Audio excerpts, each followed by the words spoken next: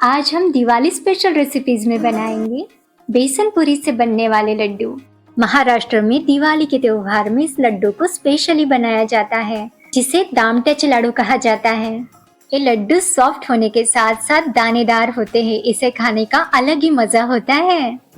इस वीडियो में बताए गए टिप्स के साथ अगर आप ये लड्डू बनाएंगे तो पहली बार में ही लड्डू आसानी से पूरी तरह से परफेक्ट बन जाएंगे।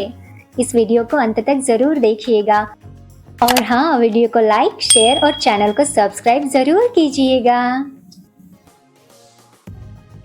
ये लड्डू बनाने के लिए हमने यहाँ आधा किलो बेसन लिया है। हमने यहाँ घर पर दाल से पिसा हुआ बेसन लिया है, इसलिए थोड़ा सा ज्यादा बारीक बेसन है। आप चाहे तो कोई भी बेसन ले सकते हैं। इस लड्डू में सुंदर सा रंग पाने के लिए चुटकी भर हल्दी डाल लेते हैं और चुटकी भर नमक। किसी भी मीठे व्यंजन में चुटकी भर नमक डालने से उसका स्वाद बढ़ जाता है। अब इसमें एक बड़ा चम्मच तेल डालकर इन सब को अच्छे से मिला लेते हैं। जब ये सब अच्छे से इस तरह मिल जाए तो इसमें थोड़ा थोड़ा पानी मिलाते हुए इसका आटा गूंथ लेना है। जिस तरह हम पूरी के लिए आटा गूंथते हैं ना, उसी तरह का सख्त आटा गूंथकर हमें यहाँ तैयार करना है।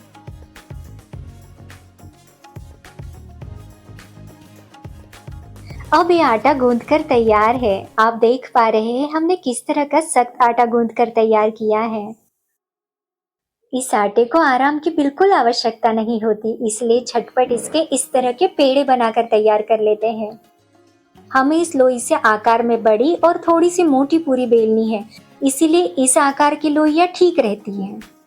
अब ये आटे के सारे पेड़े बनकर तैयार कर लिए हैं। अब इसे झटपट बेल लेते हैं। ये पूरियां बेलते वक्त हमें इसे थोड़ा सा तेल लगाकर बेलना है, ताकि इसे बेलने में आसानी हो। अगर इस पूरियों को सूखा बेसन लगाकर बेला जाए तो तेल में तलते वक्त पूरा बेसन बिखर जाता है। आप चाहे तो इस सारी प्रोसेस में तेल की जगह घी का उपयोग भी कर सकते हैं। इस तरह की आकार में बड़ी और थोड़ी सी मोटी पूरी बेलकर तैयार है। अब इसी तरह सारी पूरियां बेल लेते हैं। आप चाहे तो एक एक बेलकर भी इसे तल सकते हैं, लेकिन इस तरह सारी बेलकर रखी जाए तो एक साथ आसानी से तली जा सकती हैं। ये पूरियां तलने के लिए हमने तेल को पहले से ही मध्यम आंच पर गर्म करने के लिए रख दिया था। अब ये तेल पूरी तरह से गर्म हो चुका है।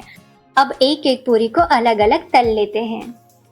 ये पूरियां तलते वक्त हमें गैस की आंच मध्यम ही रखनी है और इस पूरी को सुनहरा रंग आने तक तलना है। एक तो ये पूरियां हमने मोटी मोटी बेली है और ये तलते वक्त अंदर से अगर कच्ची रह जाए तो लड्डू का स्वाद बिगड़ जाता है। इसलिए हमें इन पूरियों को मध्यम आंच पर ही तलना है, ताकि ये अंदर से अच्छे से तली जाए और इस लड्डू का स्वाद उभर कर आए। इस पूरी की तरह सारी पूरियां ना भी फूले तो कोई दिक्कत नहीं। हमें सिर्फ इस पूरी को अंदर तक अच्छे से पकाना है, बाकी कुछ नहीं। ये पूरियां थोड़े से तेल में ही तलकर तैयार हो जाती है, इसलिए इसे तलने के लिए ज्यादा तेल का उपयोग ना कीजिएगा। आप देख पा रहे हैं ये फूली फूली पूरी तलकर तैयार है। इसी तरह सारी पूरियां तलकर तैयार कर लेते हैं। ये सारी पूरियां तलकर इस तरह तैयार कर ली है। अब इन सारी पूरियों को गर्मा गर्म इस तरह टुकड़ों में तोड़ लेना है। इन पूरियों को हमें थोड़ी सी गर्म रहते ही बड़े बड़े टुकड़ों में तोड़ लेना है। इसका रीजन हम अगले स्टेप में आपको बताएंगे।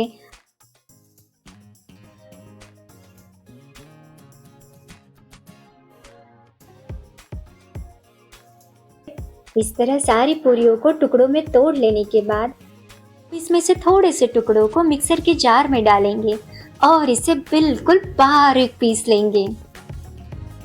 आप देख पा रहे हैं हमने इसे किस तरह पीसा है। बस इसी तरह सारी पूरियों के टुकड़ों को मिक्सर के जार में थोड़ा थोड़ा करते हुए डालेंगे और इसी तरह बारीक पीस लेंगे।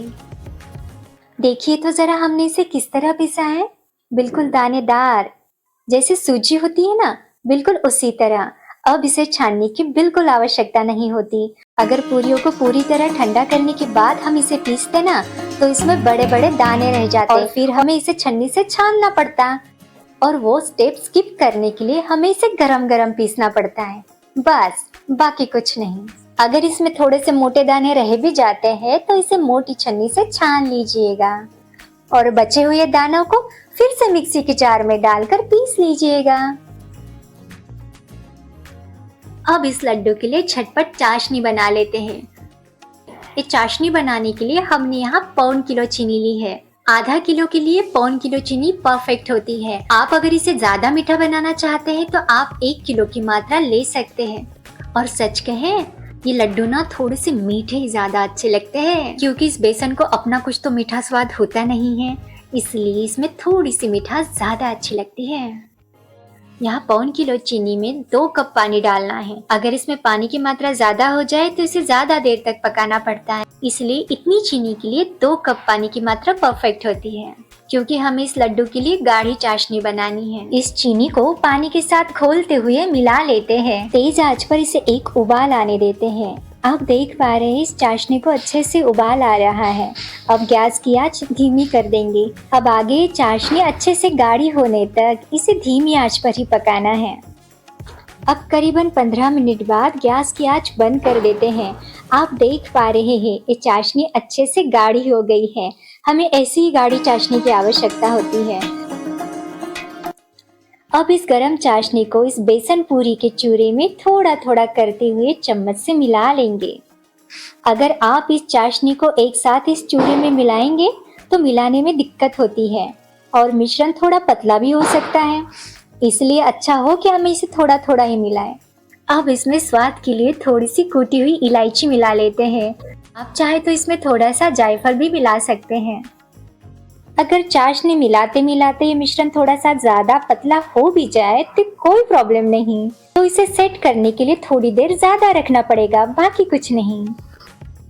इस चाशनी को इस चूरे में इस तरह अच्छे से मिला लेने के बाद इसे करीबन 10 से 15 मिनट के लिए ऐसे ही छोड़ देना है, ताकि ये अच्छे से सेट हो जाए।